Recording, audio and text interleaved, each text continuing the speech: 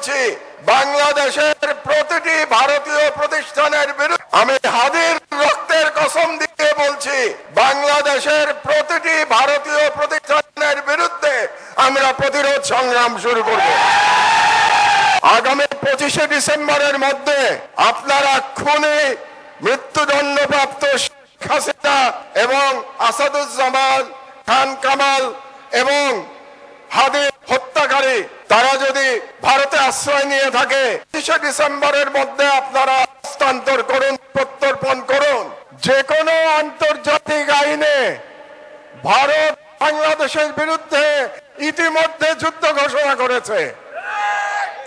কারণ হচ্ছে আন্তর্জাতিক আইনে বলে আপনি যখন আপনার দেশে সন্ত্রাসীদের আশ্রয় দিয়ে তাদের মাধ্যমে অন্য কোন দেশের অভ্যন্তরে বিশৃঙ্খলা এবং সন্ত্রাসী কর্মকাণ্ড করবেন, তার অর্থ হচ্ছে আপনি সেই দেশের বিরুদ্ধে যুদ্ধ ঘোষণা করেছেন। কাজেই আমি সরকারের প্রতি আহ্বান জানাচ্ছি, আপনারা অনতিবিলম্বে জাতিসংঘে ভারতের বিরুদ্ধে নালিশ উত্থাপন করুন যে ভারত বাংলাদেশের বিরুদ্ধে অঘোষিত যুদ্ধ ঘোষণা করেছে এবং এর বিরুদ্ধে জাতিসংঘের সাধারণ পরিষদ এবং সিকিউরিটি কাউন্সিলে আমাদের অনতিবিলম্বে যেতে হবে। 2 নম্বর, রাজনৈতিক দলগুলোর উদ্দেশ্যে আমি বলতে চাই, অনেক রাজনৈতিক নেতা বলে থাকেন যে ভারতের সাথে বন্ধুত্ব করা ছাড়া নাকি ক্ষমতায় যাওয়া যায় না, কিংবা ক্ষমতায় গেলেও টিকে থাকা যায় না। ভারতের সাথে বন্ধুত্ব করে যদি ক্ষমতায় টিকে থাকা যেত তাহলে শেখ হাসিনাকে পালিয়ে ভারতে আশ্রয় নিতে হতো না।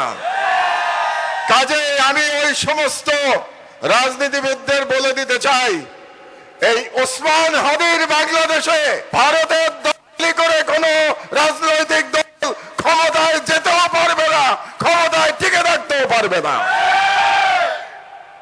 3 নম্বর, আমি ভারত সরকারের প্রতি আহ্বান জানাচ্ছি, আগামী 25শে ডিসেম্বরের মধ্যে আপনারা খুনে মৃত্যুদণ্ডপ্রাপ্ত শেখ হাসিনা এবং আসাদুজ্জামান খান কামাল এবং হাদির হত্যাকারী, হাদির উপরে আততায়ী যারা ছিল, তারা যদি ভারতে আশ্রয় নিয়ে থাকে তাদেরকে 25শে ডিসেম্বরের মধ্যে আপনারা হস্তান্তর করুন, প্রত্যর্পণ করুন। না হলে আমি হাদির রক্তের কসম দিয়ে বলছি বাংলাদেশের প্রতিটি ভারতীয় প্রতিষ্ঠানের বিরুদ্ধে আমরা প্রতিরোধ সংগ্রাম শুরু করব। আমি সরকারের প্রতি আহ্বান জানাচ্ছি, 25 তারিখের মধ্যে যদি এই খুনিদের পাঠিয়ে দেওয়া না হয় বাংলাদেশে, তাহলে বাংলাদেশে কর্মরত প্রতিটি ভারতীয়ের ওয়ার্ক পারমিট বাতিল করতে হবে।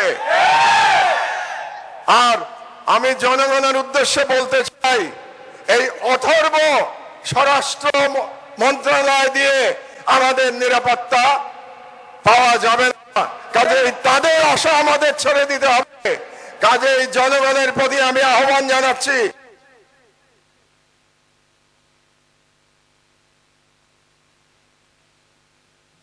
প্রতিটি ওয়ার্ডে আপনারা আইন শৃঙ্খলা কমিটি গঠন করুন। সমস্ত রাজনৈতিক দল মিলে একসাথে কমিটি গঠন করুন। তাদের দায়িত্ব হবে ফ্যাসিবাদী এবং ফ্যাসিবাদী দোসরদের চিহ্নিত করে তাদেরকে আইনের হাতে সোপর্দ করা। এই দায়িত্ব জনগণকেই নিতে হবে। এই কটি কথাই আমি আজকে বলতে চাই। সন্ধ্যা হয়ে গেছে, আসেন তমুক জায়গায় আসেন, অমুক বিল্ডিং ঘুরায় দেই, অমুক বিল্ডিং ভাঙা দিব, বুলডোজ করে দেব, সেইটার জন্য হাদির মৃত্যুর সাথে কিসের সম্পর্ক? গণমাধ্যমকে বলবো আল্লাহর ওয়াস্তে রেসপন্সিবল সাংবাদিকতা করেন, কাউকে উস্কানি দেবেন না, নেতিবাচক খবর দিয়ে বিভ্রান্ত করবেন না। তরুণদেরকে বলছি আল্লাহর ওয়াস্তে জেনুইন মিছিল, মিটিং, সমাবেশ, বিদ্রোহ, প্রতিবাদ, যারা যারা ফ্যাসিবাদের উপকরণ বাংলাদেশে আছে তাদেরকে এক্সপোজ করা, গণতান্ত্রিক ফ্রেমওয়ার্ক যা যা অ্যালাউ করে, আমাদের সাংবিধানিক রাষ্ট্রের কাঠামোর ফ্রেমের ভিতরে যা যা অ্যালাউ করে তার সবকিছু করতে হবে, কিন্তু এই ফ্রেমের বাইরে যাওয়া যাবে না। পুলিশ বাহিনী, র্যাব, আমাদের ইন্টেলিজেন্স এজেন্সি, আমাদের ব্যুরোক্রেসি প্রত্যেকে এমন ভাবে কাজ করছে, আইন শৃঙ্খলা বাহিনীকে অ্যাড্রেস করা, মানুষের ক্ষোভকে অ্যাড্রেস করবার ন্যূনতম কোনো আয়োজন দেখতে পাচ্ছি না। এবং এটা আরেকটা সংকেত, তরুণদেরকে এই মেসেজ দিচ্ছে যে এই রাষ্ট্র আমার চোখের পানিকে কোনো দাম দেয় না, এই রাষ্ট্র আমার মিছিলকে এক ফোঁটার দাম দেয় না, এই রাষ্ট্র আমার প্রতিবাদ, আমার কষ্ট, আমার ক্ষোভ, আমার বিদ্রোহ কোনো কিছু সে ভ্যালু করে না। অতএব এই রাষ্ট্রকে আমি রাষ্ট্র মনে করি না, এখন আইন আমার হাতে তুলে নিতে হবে। কারা জামিন দিচ্ছে? ওই আওয়ামী বিচারপতি, ওই দালাল নব্য ফ্যাসিবাদী আইনজীবীরা, ওই ক্রিমিনাল গ্যাং যারা টাকার বস্তার মধ্যে যার জাত পাত আদর্শ ধর্ম মত সব বিক্রি করে দিতে পারে, সেই আইনজীবীরা জাজদের সাথে, বেঞ্চের ক্লার্কদের সাথে, প্রিজনারদের সাথে সিন্ডিকেট করে শত শত কোটি টাকার বস্তা বিনিময়ে এই ক্রিমিনাল শুটারদেরকে জামিন করিয়ে দিচ্ছে। এই যে যত ভাঙচুর দেখছেন, এই ভাঙচুরের মধ্য দিয়ে ইনকিলাব আসলে জিন্দাবাদ হবে না। এটা হচ্ছে ভারতের রাজনীতি, দিল্লির আধিপত্যবাদের যে উস্কানি, সেইটা সফল হওয়ার সম্ভাবনা বেশি হবে। অতএব কোন জায়গায় প্রতিবাদ করতে হবে, কোন মাত্রায় প্রতিবাদ করতে হবে, কার বিরুদ্ধে প্রতিবাদ করতে হবে, সেই জায়গাটা আমাদের বোঝাটা খুব জরুরি। সাংবাদিকদেরকে এক জায়গাতে আটকে পড়ে দগ্ধ হয়ে মরে যাওয়ার প্রতিবাদের ভাষা হইতে পারে না, এটা প্র্যাকটিক্যাল না। কিন্তু আমরা গণমাধ্যমের যে ফ্যাসিবাদী আচরণ ছিল গত 16 বছর, সেটা অবশ্যই প্রতিবাদ করব। এবং এই গণমাধ্যম কিভাবে বাংলাদেশে জঙ্গি নাটক করেছে, এই গণমাধ্যম কিভাবে দিল্লির আধিপত্যবাদের বয়ান কায়েম করেছে, এই গণমাধ্যম গবেষণা সংস্থাগুলো কিভাবে দিল্লির কাছে বিনামূল্যে ট্রানজিট দিলে আমরা সিঙ্গাপুর হয়ে যাব, সেই গল্প আমাদেরকে শিখিয়েছে। এই গণমাধ্যম কিভাবে আমাদের দেশের আলেম ওলামায়ে কেরামদেরকে হত্যাযোগ্য করে তুলেছে। এই গণমাধ্যম বাংলাদেশের গবেষণা সংস্থাগুলো বাংলাদেশকে কিভাবে একটা জঙ্গি রাষ্ট্রের তকমা দিয়ে সারা পৃথিবীতে পরিচয় করিয়ে দিয়েছে, তার প্রত্যেকটা বিষয় আমাদেরকে এক্সপোজ করতে হবে, সকল গণমাধ্যমের যারা যারা এই কাজ করেছেন। কিন্তু এর মানে এইটা না, যিনি এইটা তৈরি করেছেন তাকে না আগুনে পুড়িয়ে মেরে ফেলার বন্দোবস্ত করতে হবে। এটা আমাদের ধর্ম, বিশ্বাস, এটা আমাদের কালচার, এটা গণতন্ত্র, কোনো কিছুর গ্রামারের মধ্যে পড়বে না। অতএব সেই জায়গায় আমরা একটা সেন্সিবল রেসপন্সিবল পলিটিক্সের জন্য আহ্বান করছি। বাংলাদেশের এই ক্ষুব্ধ আজাদির পক্ষের তরুণদেরকে আমরা আহ্বান করছি, আল্লাহর ওয়াস্তে আপনারা তোমরা সবাই মিলে আসেন। আমরা আজাদির লক্ষ্য হচ্ছে বিনির্মাণ, সাম্য, মানবিক মর্যাদা, সামাজিক সুবিচার, তার ভিত্তিতে একটা বাংলাদেশ তৈরি করবার লড়াই। সেই লড়াইটা শুধুমাত্র একটা বিল্ডিং ভেঙে দেওয়া হবে না, এই লড়াইটা মগজের লড়াই, এই লড়াইটা ভাষার লড়াই, বয়ানের লড়াই, এই লড়াইটা বুদ্ধিভিত্তিক চর্চার লড়াই, এই লড়াইটা অন্যের থেকে ভালো গণতান্ত্রিক রাষ্ট্র বিনির্মাণের লড়াই, এই লড়াইটা অন্যদের তুলনায় ভালো সৎ ভালো নাগরিক হবার লড়াই। এবং সেই লড়াইটাই হলো আজাদির এসেন্স। এবং এর বাইরে থেকে যা কিছু করা হবে আমরা ধরে নেব আপনারা এইজেন্ট প্রভোকেচিও, আপনারা বাংলাদেশ রাষ্ট্রকে অস্থিতিশীল করবার চেষ্টা করছেন, এবং যেটা গণ অভ্যুত্থানের স্পিরিটের মধ্যে না। আমরা যারা আওয়ামী লীগের ধ্বংসাত্মক ইতিহাসের গল্প জানি, এর প্রত্যেকটা ঘটনার সাথে আওয়ামী লীগ জড়িত আছে।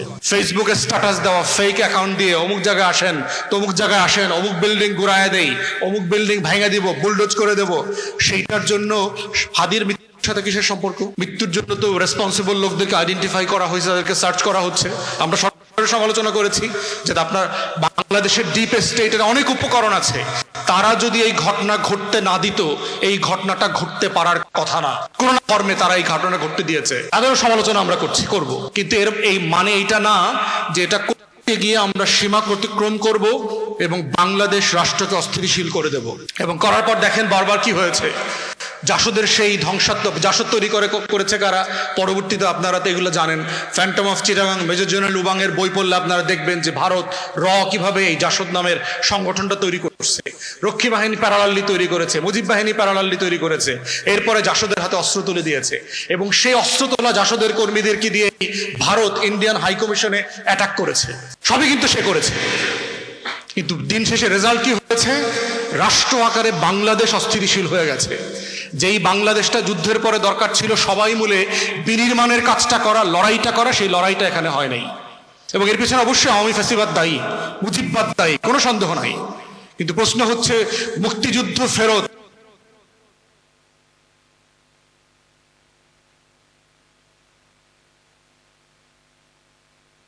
হাজার হাজার লক্ষ লক্ষ তরুণ কেন এই বিভ্রান্ত রাজনীতিতে চলে গেছে। অতএব এটা আজকেও আমাদের জন্য একটা অশনি সংকেত, যে গণ অভ্যুত্থানের পক্ষের শক্তির একটা ফ্র্যাকশন অস্ত্র হাতে তুলে না, এবং সে অস্ত্র দেবার জন্য আমার শত্রুরা রেডি হয়ে বসে আছে, এবং সে অস্ত্রের চালান ইতিমধ্যে বাংলাদেশে চলে আসছে। অস্ত্র গণ অভ্যুত্থানের পক্ষের তরুণদের বাড়িতে বাড়িতে গ্যাং করে করে পৌঁছানোর ব্যবস্থা করা হচ্ছে, এগুলো আমরা জানি।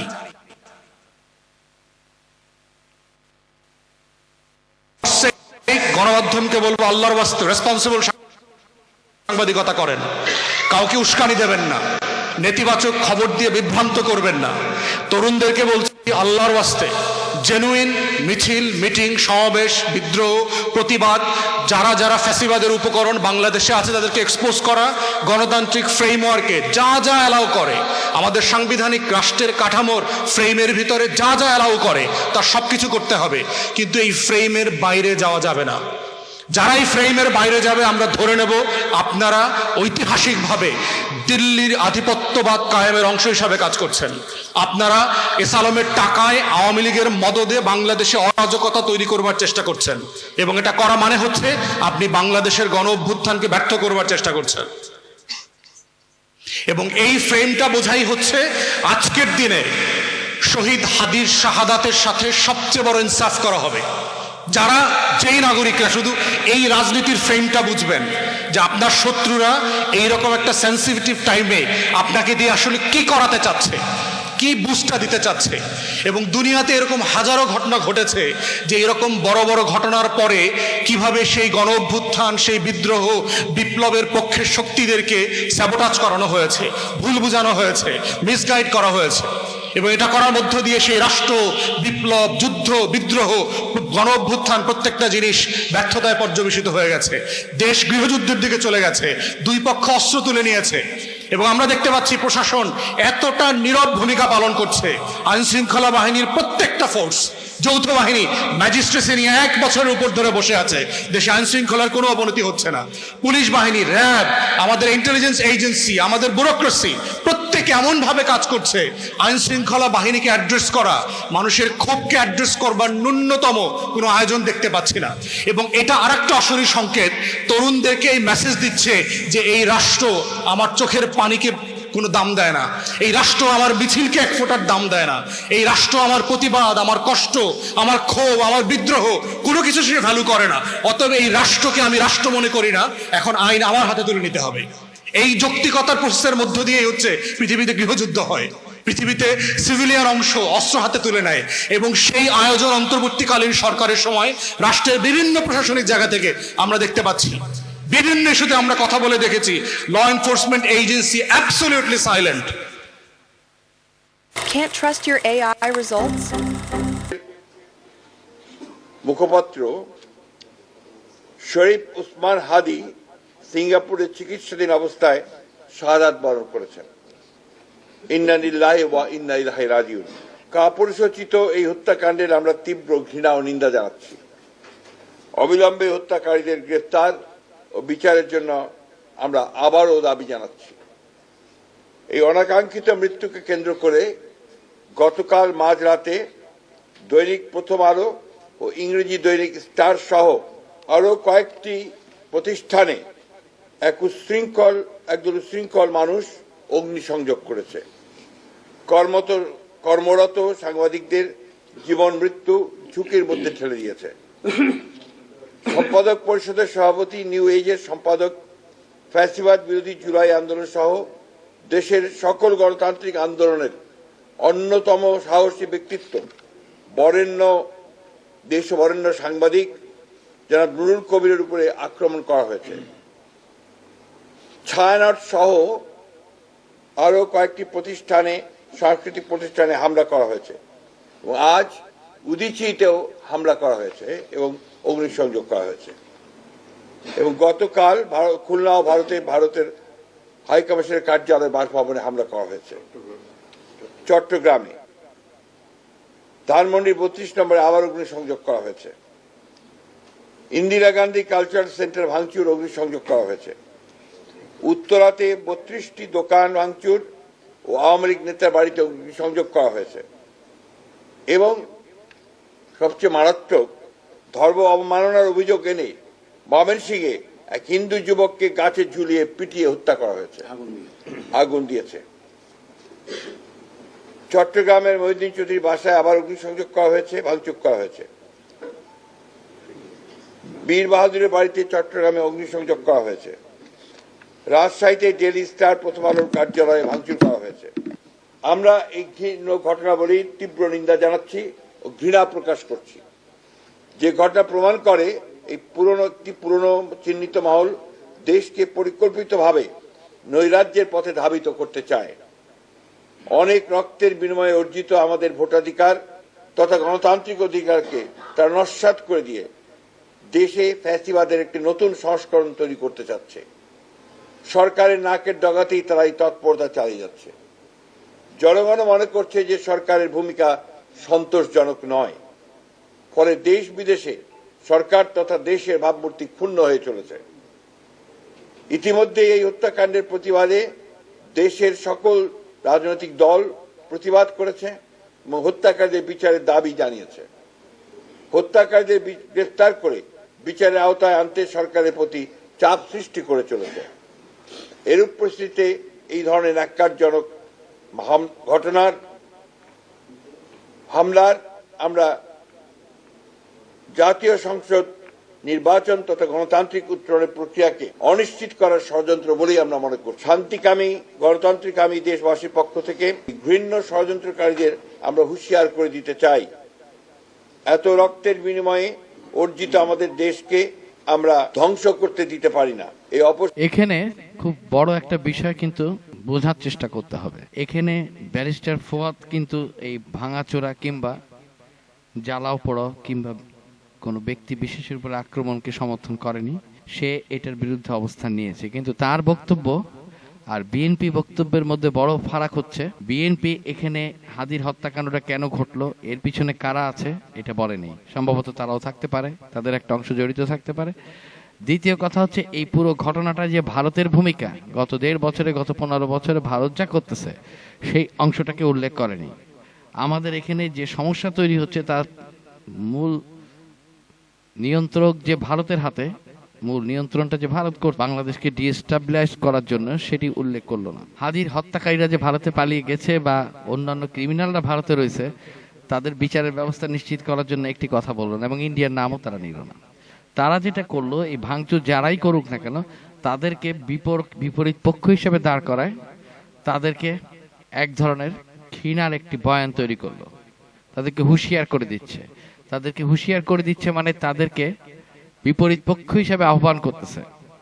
এখন তারা যখন বিএনপিকে এখন তারা যে চোখে দেখবে সেটা হচ্ছে বিভাজন বা ক্লাশ বা ফ্যাকশন তৈরি করার আরেকটা রাস্তা তারা তৈরি করে দিল। অথচ মাহমুদুর রহমানের বক্তব্য ছিল আসুক করণীয় কি কি হওয়া উচিত, পজিটিভ ওয়েতে, গণতান্ত্রিক পদ্ধতিতে এবং রুল অব লকে মেনে, ইন্টারন্যাশনাল লকে মেনে, এবং প্রত্যেকটা পয়েন্ট খুব জরুরি। ফুয়াদ এর ঘটনাগুলোর অন্তরালে যে সমস্যাগুলো লুকায় আছে, গভীর সমস্যা, জিওপলিটিক্যাল সমস্যা, যেখানে একাধিক বৃহৎ শক্তি জড়িত আছে, সেই অংশটাকে সে তুলে আনার চেষ্টা করেছে এবং বলেছে this are not the right way to demonstrate or to change the situation. এইটাই তো ফুয়াদ বলেছে, তা সমস্যার সমাধানের জন্য সঠিক মাধ্যম না।